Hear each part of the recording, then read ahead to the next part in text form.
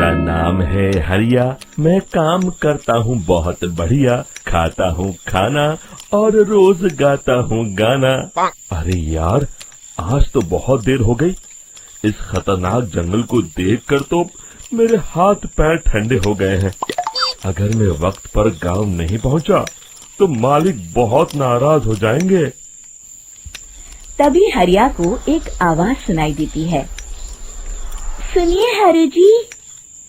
अरे, ये आवाज किसने दी?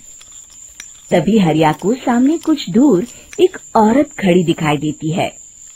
अरे भाई, ये औरत अकेली इतनी रात को इस जंगल में क्या कर रही है?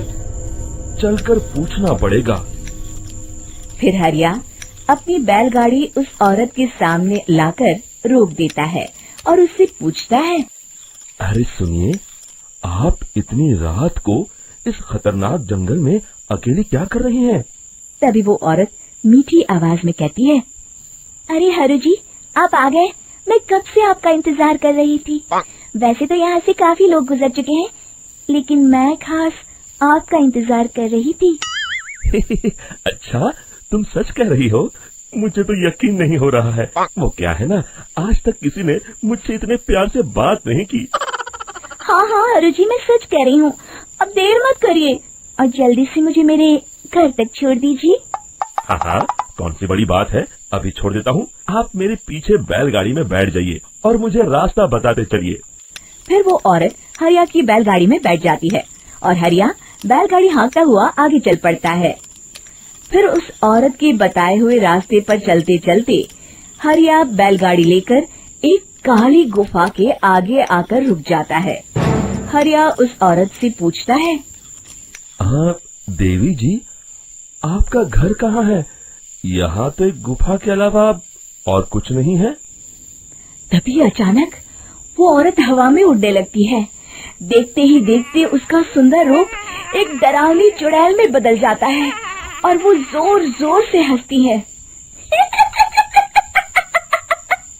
अरे तू तो एक नंबर का बेवकूफ निकला। तू तो बड़ी आसानी से मेरी बातों में आ गया। अरे मर गया रे, ये तो एक चुड़ैल है। हे भगवान बचा ले, ये तो बड़ी डरावनी दिखाई दे रही है।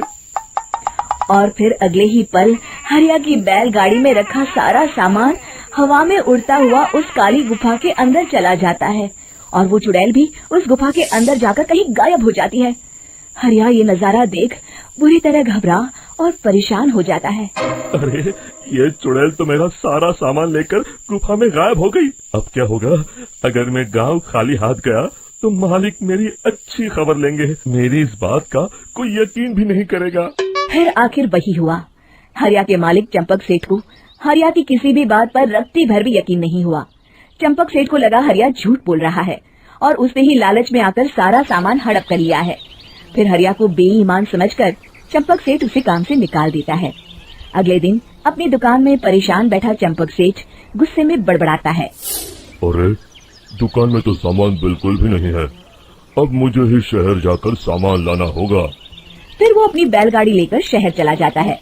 शहर से सामान लेकर जब चंपक सेठ वापस गांव लौट रहा होता है, तभी उसे एक आवाज सुनाई देती है। चंपक जी, ओ चंपक जी। अरे, ये तो कोई मेरा नाम लेकर मुझे पुकार रहा है। फिर उस रास्ते में वही औरत खड़ी दिखाई देती है। फिर क्या था, हरिया की तरह चंपक सेठ भी उस औरत के पास अपनी बैलगाड़ी लेकर जाता है और वो भी उसकी चिकनी चुपड़ी बातों के मुंह जाल में फंस जाता है।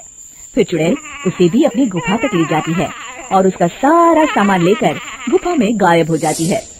बेचारा चंपक सेठ लाचार होकर खाली हाथ गांव लौट आता है।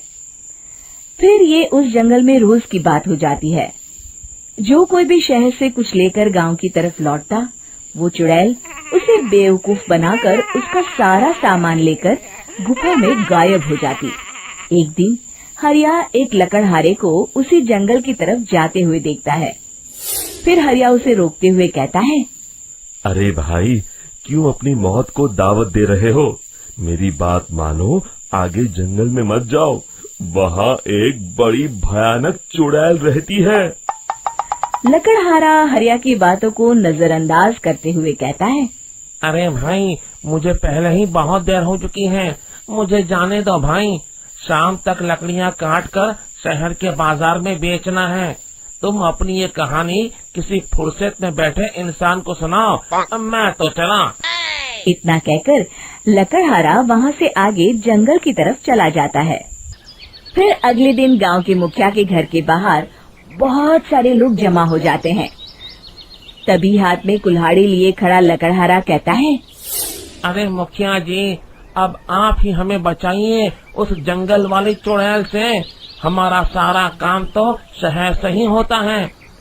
अरे मुखिया जी, उस चुड़ैल की वजह से तो मैं पूरी तरह बर्बाद हो गया हूँ। हम सबको मिलकर उस चुड़ैल का कोई इलाज करना पड़ेगा। तभी भीड़ में खड़ा बीरा कहता है, आप लोग चिंता मत करिए, कल से वो चुड़ैल किसी को नहीं लूट पाएगी।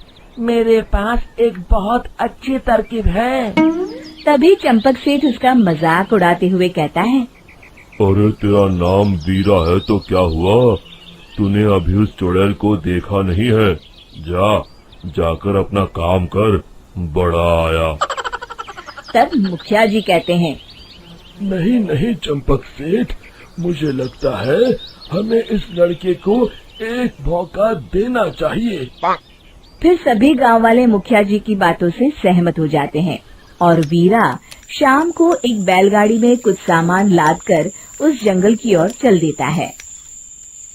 वीरा, ओ वीरा, कहाँ जा रहा है?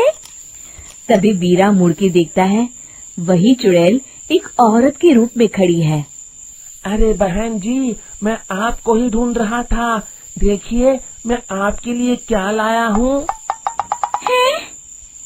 अरे वाह, तो खुद मेरे लिए इतना सामान लाया है। तू ही अकेला गांव में समझदार है। जरा देखो, मैं भी खोल के, बड़े भूख लगी है।